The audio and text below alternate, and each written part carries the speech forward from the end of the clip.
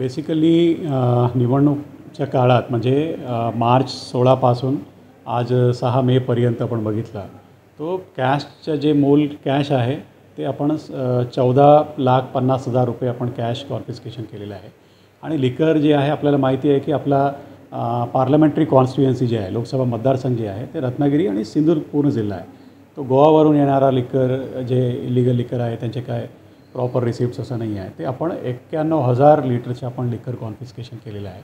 आणि यांचे जे मूळ व्हॅल्यू आहे, आपण व्हॅल्यू टर्म्समध्ये बघितलं ते 2,46,00,000 रुपये इतकी त्यांच्या व्हॅल्यू येतो.